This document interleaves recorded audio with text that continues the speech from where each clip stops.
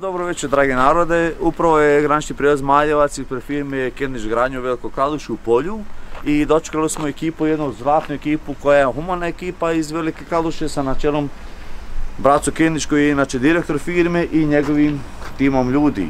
Kendić gradnja, gdje je ovo Velika Kladuša. Braco, dragi moj, upravo si stigao sa puta. Kako se osjećaš? Dobro večer tebi, tvojim gledalcima.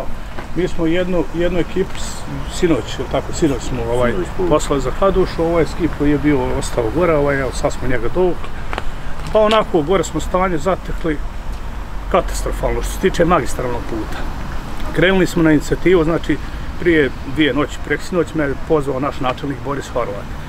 Pitao me imam li koji bager slobodne, da je dobio poziv od načelnika Ključa. Zamolio ga ako ima strojeva, šta mehanizacije, da se pošalje gore, jer gore je katastrofa. Govorimo o dijelu Ključa, okolo ceste. Ključ i okolica. Tako je.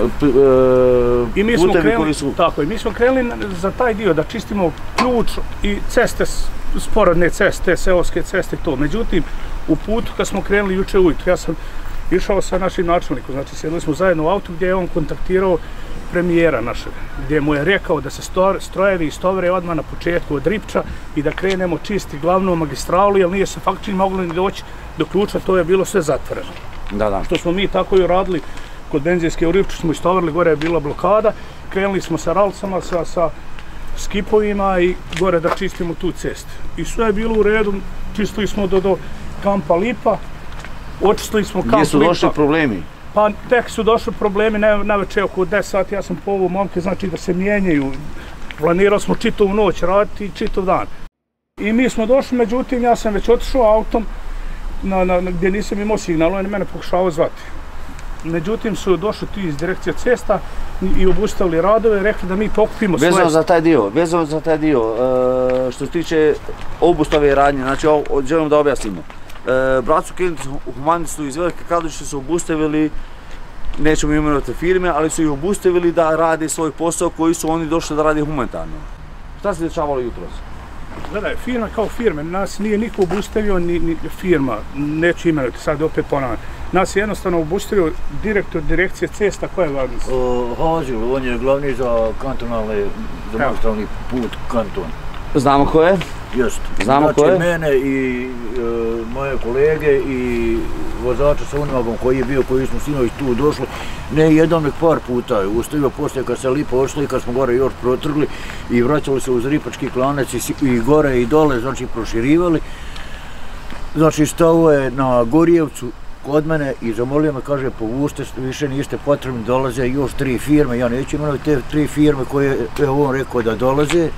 Znači, zaustavio i Halil Bajramović me pretekao dole ispod džamije u Ripču i što je dole kod policije, međutim ja sam našao meni policajac baterijom signalizirao da stanem. Ja sam stao 20 minuta, smo je tu držali, tražili licencu, tražili policu osiguranja, tražili vozačku saobraćajnu, sve sam im dao i da smo je na kraju onda pitali, on je sa njima sjedio prvo u autu 20 minuta.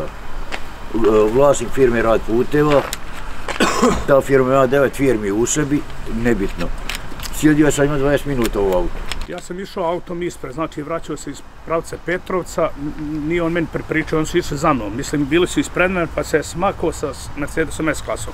Prošao sam im, išao sam iz pravca Petrovca prema Bihaću, prema Ripču, da njima nosim vodu i piće. U međuvremenu bio je tu jedan bager koji je sve zaglavio, ja sam morao stati.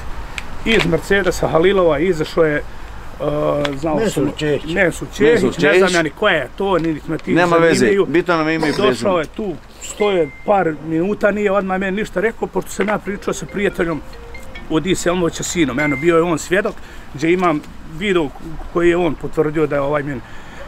Stoji jednom mene ovako, brat su mora doći vam mogu. Kaže on meni, ja tebe moram odavde smaknuti. Razumiješ, ne znam ja na koji način on meni to govori. Zbog tvog humanitarnog djela. Kako mislite, kao veli moram da smaknuti s trase puta. Rekao, bageri, ja opet kontam da pita me za bagere. Rekao, ljudno, bageri su već smaknuti. Mene je čovjek zvao da on već tovari bagere. Ne, veli vas slično, ja sam dobio poziv od ovoga kako je direkcija? Koja? Direkcija cesta Hazima. Hazima, znači da je njega Hazim, pazi, mene Hazim nije zvao neki, da je njega Hazim nazvao taj iz direkcije cesta, da mene maknu, da mi se ne daju tuda voziti.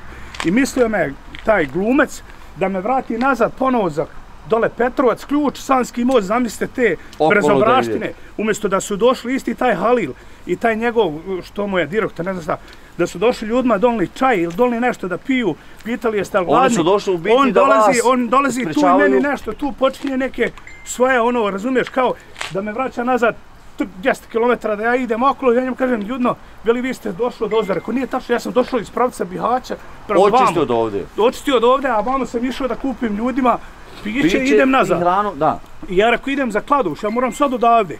I vi mene sad vraćali, znači ja imam do Rivčarku 3 km, vi mene vraćali, da idem ja nazad, rekao imam to logike. Jedno u ovoj državi čovjek ne može imati ni karakter ni ništa, meni je došlo da nije ovi ljudi, ja sam dobio stvarno neku huju da bi prodao i firmu i sve, to je žalost šta se radi. Rekao sam, otišao sam po pozivu načelnika Kladuša, načelnika Ključa, mislio sam doći do Ključa. Ja sam danas imao 100 poziva sa strane Petrovca, ljudi već vidjeli po internetu da se gore, gdje ljudi manterne plaču.